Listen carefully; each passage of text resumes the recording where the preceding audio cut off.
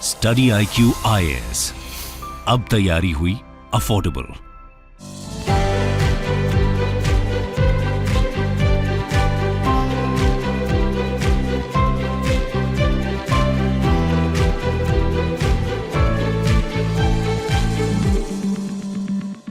नमस्कार दोस्तों, आज सुबह एक रिपोर्ट सामने आया और अगेन यहाँ पर बताया गया कि भारत और चाइनीज सेना के बीच में कुछ कन्फ्रंटेशन बॉर्डर पर देखने को मिला है। आप सबको पता होगा भारत और चाइना के बीच में जो बॉर्डर है, जो स्टेटस को बना हुआ है, उसको बेसिकली हम लाइन ऑफ एक्चुअल कंट्रोल कहते हैं।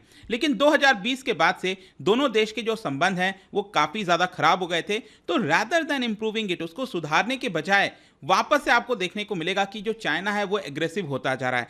चाहे आप ट्रांसग्रेशन की बात करिए या फिर अगर फाइटर जेट है उसको LAC के काफ़ी करीब उड़ाने की कोशिश करता है। तो इस तरह की हरकत लगातार की जाती है और ये आप खबर देख सकते हो, द हिंदू का है, Chinese troops stop Indian graziers in Ladakh Demchok. Graziers आपको पता है जो चारवाह होते हैं, जिनका रोजी रोटी काफ़ी हद तक इसी के ऊपर डिपेंड होता है। तो वो बेसिकली चारवाह हैं, वो ले जाते रहते हैं शीप को, कैटल को इधर उधर। और यहाँ पर जो चाइनीज ट्रूप्स हैं वो सामने आ गए और कहे कि नहीं, आप इंडियन टेरिटरी में चले जाओ। ये जो टेरिटरी है वो बेसिकली चाइनीज टेरिटरी है।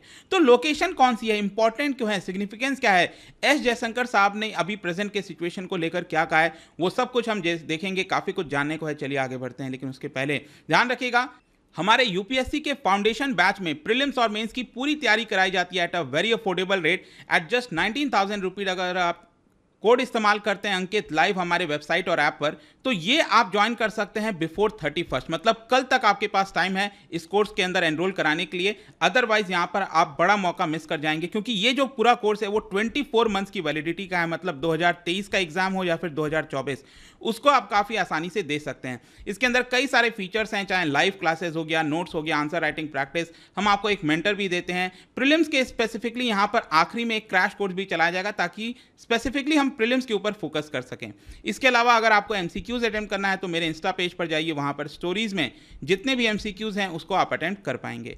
चलिए शुरुआत करते हैं और सबसे पहले देखते हैं एग्जैक्टली अभी हो क्या रहा है। देखिए, चाइनीज पीपल्स लिबरेशन आर्मी, वहाँ की जो सोल्जर्स उनका नाम है, तो उन्होंने बेसिकली इंडियन ग्रेजर्स को रोक दिया कि वो आगे ना बढ़ पाएं। और ये सब कुछ हुआ है लाइन ऑफ एक्चुअल कंट्रोल के पास। और ये जो रीजन है बेसिकली इसको कहा जाता है डेमचौक रीजन। अब यहाँ पर आपके लिए लोकेशन बहुत इंपॉर्टेंट हो जाता है। जैसा कि आप देख रहे हो, ये पूरा भारत का जो ऊपर वाला इलाका है, दैट इज जम्मू और कश्मीर हो गया और लद्दाख हो गया। जम्मू कश्मीर आपको पता है ये पूरा आता है आपका, जिस तरह से बाइफर्केशन किया गया आर्टिकल 370 के जाने के बाद। और यहाँ पर आपका लाइन ऑफ कंट्रोल है, पाकिस्तान ऑक्यूपाइड कश्मीर है। तो इसलिए अभी प्रेजेंट में जो भारत का एडमिनिस्ट्रेशन है वो बेसिकली यहाँ तक, लद्दाख का यहाँ तक देखने को मिलता है। और 1962 के वॉर में ये वाला तो आपको पता ही है, चाइना के पास चला गया था, अक्साई चीन जिसको कहते हैं। तो यहाँ पर अगर आप देखोगे, जहाँ पर ये ग्रेजर्स को रोका गया है, चारवाहों को रोका गया इंडियन, वो बेसिकली यहाँ पर आपको मिलेगा एकदम सदर्न साइड में। यहाँ पर आइए, डेमचौक रीजन, तो ये आपका डेमचौक रीजन है। और स्पेशली खास बात ये है क्योंकि अगर आप LAC देखोगे ना, लाइन ऑफ एक्चुअल कंट्रोल, वो यहाँ पर बहुत ज़्यादा थिन हो जाती है। लाइन ऑफ एक्चुअल कंट्रोल यहाँ पर तो चलो डिमार्केटेड है, और वहाँ पर भी चाइना ने प्रॉब्लम क्रिएट किया ही था, हम सबको पता है, लेकिन यहाँ तो बहुत ज़्यादा थिन हो जाता है और अक्सर प्रॉब्लम देखने को मिलती है। तो यहाँ पर आपको जो नॉर्थ से साउथ, साउथ से नॉर्थ जो लोकेशन है वो इंपॉर्टेंट है जानना। और मैं आपको कुछ इंपॉर्टेंट लोकेशंस बता देता हूँ, जैसे कि एक आपको पता होना चाहिए, दौलत बेग ओल्डी, ये वाला, ये सबसे नदर्न साइड में आता है। उसके बाद गलवान वाला आपको पता ही होगा। फिर नीचे यहाँ पर हॉट स्प्रिंग, याद रखिएगा, ये इंपॉर्टेंट हो जाएगा।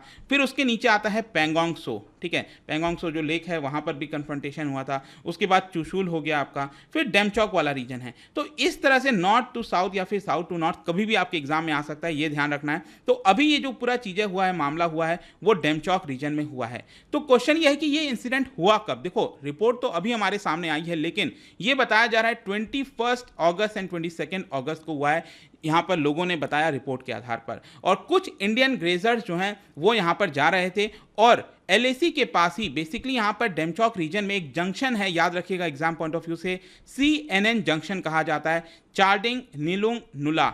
ये जो जंक्शन है बेसिकली वहीं पर एक पास भी है, ध्यान रखना है, सैडल पास। तो ये जो पास है, ये जो जंक्शन है, सब कुछ ध्यान रखिएगा, वहीं पर ये पूरा मामला हुआ है। चाइनीज ट्रूप्स वहां पर आ गए और जितने हमारे चारवाहे थे उनको वहां पर रोक दिया और कहा कि आप वहां से बैक हो जाओ, पीछे चले जाओ। और जाहिर सी बात है, जैसे ही ये पूरा मामला हुआ, भारत की तरफ से भी जो आर्मीज हैं, फोर्सेज हैं, वो वहां पर गई। ऑल्दो बताया जा रहा है कि दोनों के बीच में कोई झड़प नहीं हुआ है सच, जैसे गलवान वैली में तो काफी बड़ा इंसिडेंट हो गया था, ऐसा कोई बहुत बड़ा झड़प नहीं हुआ। लेकिन अल्टीमेटली दोनों देश के जो आर्मी हैं उन्होंने यहां पर बातचीत की। अगेन आप देख पाओगे, army hold talks with PLA counter parts after Chinese soldiers stop Indian grazers. Ladakh में ही वहां पर यहाँ पर इस चीज को ध्यान में रखते हुए जो इंडियन मिलिट्री कमांडर्स हैं उन्होंने चाइना को ये बताया कि ये जो एरिया आप बोल रहे हो ये तो ऑलरेडी इंडिया का पार्ट है, यहाँ पर जबरदस्ती आप क्लेम करने की कोशिश कर रहे हैं, जो कि चाइना लगातार करता रहता है। 2020 के बाद जैसा कि मैं आपको बता रहा था कि इस तरह के इंसिडेंट जो बढ़ गए थे तो उसके पास ही देखने को मिलेगा। अब 2020 से जो इंसिडेंट हुआ है वो कई जगह हुआ था, ऐसा नहीं है कि वो सिर्फ पैंगोंग सो वाले रीजन में हुआ या फिर गलवान वैली, इसके अलावा दौलत बेग ओल्डी उस साइड भी हुआ था और डेमचौक वाले रीजन में हुआ था। तो वहां पर जो अभी भी आर्मीज तैनात हैं एक दूसरे के आमने सामने, वहीं पे पास में ही ये इंसिडेंट हुआ है, बेसिकली ये बताया जा रहा है। और कई लोगों का यह भी कहना है कि इस तरह के इंसिडेंट्स लगातार होते रहते हैं, क्योंकि एक जो परसेप्शन का मामला है ना, लाइन ऑफ एक्चुअल कंट्रोल, देखो जब हम लाइन ऑफ एक्चुअल कंट्रोल ये जब कहते हैं तो ये एक प्रकार का इमेजिनरी लाइन बोला गया है। कहने का मतलब है कि कोई डिमार्केट नहीं कर दिया गया कि हाँ यही होगा। अभी तक कोई ऐसा एग्रीमेंट नहीं हुआ है कि हाँ ये वाला पार्ट पूरा भारत का, इधर वाला पार्ट चाइना का हो गया। भारत भी अभी तक हम पूरा क्लेम करते हैं, राइट, अक्साई चेन। तो यहाँ पर जो परसेप्शन है लाइन ऑफ एक्चुअल कंट्रोल का, दोनों देश में डिफर होता रहता है और इसकी वजह से ये आपको प्रॉब्लम देखने को मिलेगा। लेकिन चाइना के साथ प्रॉब्लम क्या है कि वो लगातार डिस्प्यूट जानबूझकर क्रिएट करने की कोशिश करता है। एक साल पहले भी आपको याद होगा, यहां पर भूटान के अंदर आप सोच के देखिए, ये जो वाइल्ड लाइफ सेंचुरी है, एक्साक्टेंग वाइल्ड लाइफ सेंचुरी, यहां पर चाइना ने क्लेम कर दिया कि ये भी चाइना का पार्ट होगा। अब आप सोच के देखो, ये वाला जो पार्ट है वो तो कहीं पर भी तिब्बत के साथ बॉर्डर नहीं जोड़ता है, उसके बावजूद भी क्लेम कर रहा है। ये तो पार्ट अरुणाचल प्रदेश के साथ जोड़ता है, फिर भी चाइना क्लेम कर रहा है कि ये वाला पार्ट भी जो है वो चाइना का होगा। अगेन भूटान ने भी इस चीज को रेस किया, भारत ने भी रेस किया, हाउ इज इट पॉसिबल। लेकिन इस तरह के डिस्प्यूट वो जानबूझकर क्रिएट करता है ताकि एक प्रकार से उसको प्रोलॉन्ग किया जा सके। और जैसा कि मैं आपको बता रहा था कि 2020 के बाद से अगर आप देखोगे, चाहे पैंगोंग सो वाला रीजन हो गया, ये अगेन आपको याद होगा कि जो चाइनीज आर्मी है वो फिंगर 4 तक आ गई थी। ये जो अलग अलग फिंगर्स बने हुए हैं पैंगोंग लेक के अंदर, तो यहाँ तक आ गई थी। इसके अलावा कई सारे ऐसे रीजन हैं, देप्सांग प्लेन है, गलवान वैली, हॉट स्प्रिंग जो मैं बता रहा था, पैंगोंग लेक हो गया, इस तरह के कई सारे इंसिडेंट्स लगातार हैं और इसकी वजह से अभी भी सुलझाया नहीं जा चुका है। अब क्वेश्चन है कि करंट स्टेटस क्या है, दोनों आर्मीज जब आमने सामने हैं तो करंट स्टेटस क्या है। देखो करेंटली बेसिकली बताया जा रहा है कि 16th राउंड ऑफ टॉक हो चुका है दोनों आर्मीज के बीच में। जुलाई में हुआ था अभी latest 16th round of talk, और वहां पर भी मामले को सुलझाया नहीं जा सका। ऑल्दो यहां पर याद होगा आपको, दोनों के बीच में कुछ डिसएंगेजमेंट प्रोसेस हुआ था, लेकिन ये कुछ ही जगह पर हुआ था। गलवान वैली वाला मामला सुलझाया गया, पैंगोंग वाला हुआ, फिर गोगरा हॉट स्प्रिंग जो मैंने भी आपको मैप में दिखाया, ये जो हॉट स्प्रिंग वाला इलाका है, यहां पर मामला सुलझाया गया। लेकिन इसके बावजूद भी आमने सामने अगर आपको पता हो तो 60,000 आर्मी, जी हाँ, भारत की तरफ से इस तरफ 60,000 आर्मी और उधर से 60,000 आर्मी। अब आप सोचिए, वो एक ऐसा ज्योग्राफिकल रीजन है जहां पर बहुत ज़्यादा मुश्किल होता है, लेकिन फिर भी दोनों जो ट्रूप्स हैं वहां पर तैनात किए गए हैं, वहां पर रखा गया है और टेंशन लगातार बना हुआ है। इसको सुलझाने में बहुत सारे राउंड्स ऑफ टॉक हुए। 2020 में बताया जाता है कि टोटल 8 राउंड ऑफ टॉक हुए थे, फिर 2021 में 5 राउंड ऑफ टॉक हुए, अभी इस साल ऑलरेडी 3 राउंड ऑफ टॉक हो चुके हैं, लेकिन चीजें सुधर नहीं पा रही हैं। अब यहां पर अगर आप देखो कि इसका फायदा चाइना उठाने की कोशिश किया।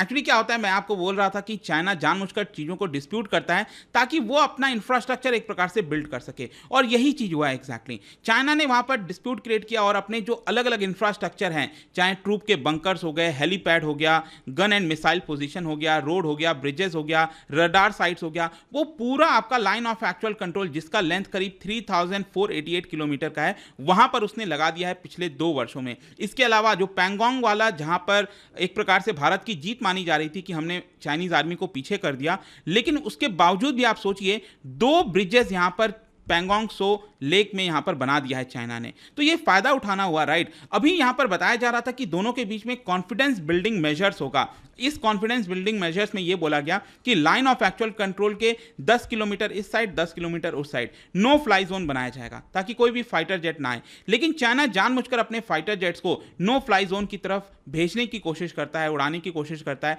और प्रोवोक करने की कोशिश करता है। तो ये लगातार कर रहे हैं। अब यही हुआ कि कल यहां पर एस जयशंकर साहब, जब ये सारी चीजें हुई होंगी होंगी। तो ऑब्वियस सी बात है, एस जयशंकर साहब को तो पता ही होगा इनके बारे में, और वो एक स्पीच दे रहे थे और स्पीच के अंदर उन्होंने डायरेक्ट मैसेज दिया चाइना को और एक प्रकार से ये कहा कि sovereignty, territorial integrity will have to be respected. जो भी इनिशिएटिव्स कोई भी दूसरा देश लेता है उसको दूसरे देश के जो सॉवरेनिटी है उसका ख्याल रखना चाहिए। और देखिए सेकंड स्टेटमेंट उनका आया था कि state of the border will determine the state of the relationship. मतलब जिस तरह का रिलेशन हमारा बॉर्डर पर होगा वैसा ही दोनों देश के बीच में रिलेशनशिप होगा। और इसकी वजह से यहाँ पर डायरेक्ट एक प्रकार से चुनौती थी चाइना को कि अगर बॉर्डर के ऊपर चीज़ों को वो नहीं सुधारा तो अल्टीमेटली दोनों देश के रिश्ते शायद नहीं सुधर पाएंगे। फाइनली कंक्लूजन क्या निकलता है? देखो कंक्लूजन यहाँ पर यही है कि बॉर्डर स्टैंड ऑफ बना हुआ है।